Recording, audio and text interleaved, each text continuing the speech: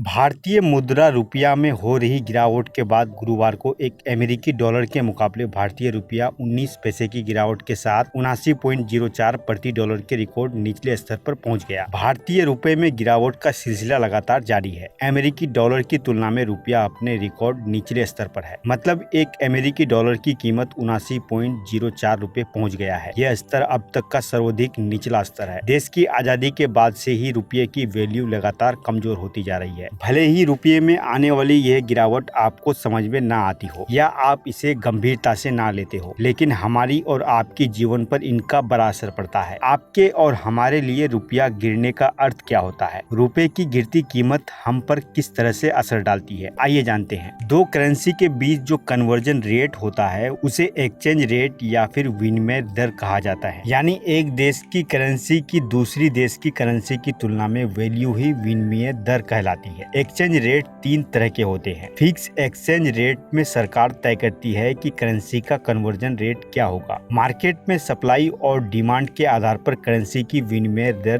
बदलती रहती है। अधिकांश एक्सचेंज रेट फ्री फ्लोटिंग होती है। ज्यादातर देश में पहले फिक्स एक्सचेंज रेट था। आसान भाषा में समझें तो रुपया गिरने का मतलब है कि डॉलर के मुकाबले रुपए का कमजोर होना। यानी अगर रुपए की कीमत गिरती है तो हमें आयात के लिए ज्यादा खर्च करना पड़ेगा और निर्यात सस्ता हो जाएगा। इससे मुद्रा भंडार घट जाएगा। भारत अपने कुल तेल का करीब 80% तेल आयात करता है, जिसके लिए डॉलर में भुगतान करना होता है। मान लीजिए कि सरकार को कोई सामान आयात करने के लिए 10 लाख डॉलर चुकाने हैं। आज की तारीख में रुपया 79 रुपए से भी अधिक गिर गया है। पहले जहां सरकार को उस सामान के आयात के लिए 7 करोड़ 5 लाख रुपए चुकाने पड़ते थे, अब रुपये की कीमत गिरने से 7 करोड़ 9 लाख रुपए चुकाने पड़ेंगे। रुपए की गिरती कीमत आमदनी पर कैसा असर डालता है? रुपए की वैल्यू गिरने के साथ भारत को तेल आयात करना और महंगा पड़ेगा, इसलिए पेट्रोल और डीजल की कीमतें और भी ऊपर चली जाएगी। इसका सीधा असर परिवहन की लागत पर पड़ेगा और इस तरह आम आदमी की जेब भी ढीली हो जाएगी। रुपए के कमजोर होने से भारतीय छात्रों के लिए भी विदेश में पढ़ना महंगा हो जाएगा। अगर आप इलेक्ट्रिक वाहन खरीदने जा रहे हैं तो आपको ज्यादा कीमत चुकानी होगी। रुपए की कमजोरी से खाद्य तेलों और दालों की कीमतें बढ़ सकती है। सरकार गिरते रुपये को उठाने के लिए ब्याज दरों में वृद्धि करती है, क्योंकि रुपए की गिरावट को रोकने का वही एक तरीका होता है। इससे लोन लेना महंगा हो सकता है।